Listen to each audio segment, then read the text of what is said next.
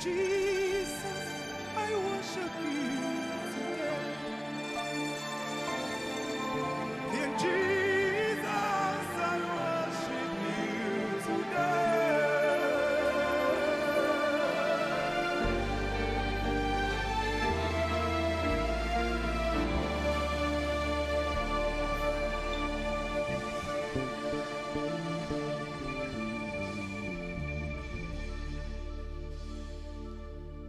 Praise the Lord. Beijinandriamanitra, Yes, we haleluia. worship the Lord. Would Ie you lift up miankoka your aminao hands zay where you Andriamanitra are? androany. Asandrato ny Just worship tananao, the n'aiza Lord. n'aiza misy anao amin'izao Yes. fotoana izao dia miankofy ianao Oh, amin'Andriamanitra. hallelujah. Miankofy ianao amin'ny resahinao aminy amin'izao fotoana izao. Oh Lord, we worship you today. Tompo, miankoka aminao izahay androany. Hallelujah. Haleluia. Hallelujah. Glory be to Haleluia. God. Voninahitra ho Hallelujah. an'Andriamanitra. Praise the Haleluia. Lord. Dia Now, izahin'Andriamanitra. of course, we are in day 2 of the Healing Androany Streams tsika amin'ny Life andro Healing faharoa Service patahivina March hatrany 2022 fanasana miaraka amin'ny edition. Pastor Chris andro And we are just faharoa going to amin'ity be volana sharing some of martsa the testimonies. 2022 ity dia Pastor told us izara yesterday fitoroana that vavolombelona zay the efa testimonies nanomboka will nitranga continue. omaly. And Pastor really, moa we've efa just niteny been mihitsy hoe having mitohy testimonies hatrany ny coming fitoroana in, vavolombelona and the tena more izay tokoa as zavatra the misy hour, satria as the hours mitohy pass hatrany by, hatrany more and more ny fitoroana testimonies were vavolombelona. coming in. We're so thankful to the Ary tena Lord fifankasitrahana for the amin'Andriamanitra name of Jesus, amin'ny the anaran'i name of Jesosy Jesus Kristy. that has Ny power anaran'i Jesosy in Kristy dia heaven, manana in the hery earth, and any under the an-danitra earth. eto We an-tany thank ary God any that we ambany tany. live in that name Misaotra and we an'Andriamanitra reign tsika in mba that name. satria afaka And mihina today I amin'izay have with me on anaran'izay ary set, afaka I'll just mampiasa an'izay introduce highly esteemed members of the anaran'izay ihany Central koa. Executive Council. Androany On my misy right hand side, I have the misy highly vahiny esteemed eto Reverend Tom Mekenan. Please join me Révérend to welcome Reverend Tom. Tom, sir. Tiako ianao ity tanana ho azy etsika Thanks so much, andraitintsika anazy Director. Praise mankasitraka God. betsaka And on my aminao. left hand side, please join me to Dia eto welcome ihany highly koa esteemed Reverend efa Ray Okocha. ny Thank you very Révérend much. Dear Ray CEO. Praise the ihany Lord. koa Now, ato we are just going to be an-trano. sharing testimonies. Yesterday Androany tsika was hizaha amazing. vavolombela And you know omaly that va as etsika the hoe tena man of God was natalanjona praying tokoa. here, Ary fantatrao hoe fa rehefa people were mivavaka getting teto healed le right where they were. As he was lan'Andriamanitra ministering dia to efa those on the healing sitrana ny line, olona rehetra those on tany the live an-tranony screen, ny olona izay others nandray were anjara taking rehetra their dia efa healing nandray right where they nikasikany were. And then avy at the amin'Andriamanitra moment avokoa. where Tamin'ny he fotoana gave the word fotsiny and prayed le for the global lan'Andriamanitra congregation, nameteny dia everything just mivavaka ho an'ny went to olona another level. tsirairay So we avy are going dia to be sharing some testimonies, nisy and fijoroana we're vavolombelona expecting maro that some nitranga. of the videos will be played as we're sharing them. So I'll just begin with Reverend Ray. Reverend Ray, would you just Tsika nomboka please an'izay share Révérend some Ray of the mba testimonies that zara you ho aminay ny have so anisan'ny far? fijoroana vavolombelona Thank you izay very much, voarahinao. Pastor D. Makasitraka I mean, the Lord betsaka said Pastor it G. in Jeremiah chapter 30, verse 17. He said, I will restore health to you. And that's what's Andriamanitra miteny happening amin'ny boky during this Jeremia hoe program. izao dia Health is amerina being ny restored, fanasitranana not just eo amin'ny healing. fiainanao Praise zany the hoe Lord. tsy And here is a fanasitranana brother fotsiny fa from Egypt, fahasalamana tia misy and anadanankiray izay avy any was on a Egypte wheelchair, izay nandeha he could tamin'ny not chaise walk, roulante zany hoe could tsy barely afaka move his nandeha izy legs, tsy afaka and had to mampietsika move akory around ny in a tongony. wheelchair. Zay mahatonga During tsy maintsy yesterday's mampiasa healing ny streams, life chaise healing roulante. services, Tamin'ny Ramana God, omaly izy Pastor rehefa Chris, nandray anjara ny fandariny somebody miaraka tamin'ilay encouraged him, lan'Andriamanitra get Pastor up Chris. and Nisy do what he olona could not do. nampahery He anazy ny teny reached hoe out and mitsangany touched the ianao dia screen, ataovy ny zavatra and tsy right vitanao teo now aloha. he Dia can nataony walk. tokoa Glory zay to dia God. ankehitriny izy Hallelujah. Can we have afaka that mandeha video? All right. voninahitra ho an'Andriamanitra. Araka Look at that. hitantsika io ny video for io 2 amin'ny years, avy he was io in izy that izy wheelchair. mipetraka teo 2 amin'io years. chaise roulante io nandritry ny roa taona be zao. Oh, Ankehitriny izy efa hallelujah. afaka mandeha. Halleluja. Voninahitra ho an'Andriamanitra mampientanentana tokoa ny Now, zavatra this was tahaka happening in Germany. He was in Germany. Oh, glory to zavatra nitranga tany God. Allemagne izy io Hallelujah. Praise the voninahitra ho Lord. an'Andriamanitra. Can I take one Halleluja. more? Yes, please. Yeah, this is Martida from Zambia. Ity indray Martina Now, avy any this is, Zambia. Martida was Zambia. healed of end-stage cancer, kidney disease. Voan'ny cancer izy 51-year-old dia Martida had the end-stage voan'ny kidney cancer failure. izy ary That tsy nandeha means araka ny everything tokony is izy packed ihany koa up. ny vo zany hoe efa tsy niasa araka ny Naturally tokony izy speaking, medically speaking, no more hope.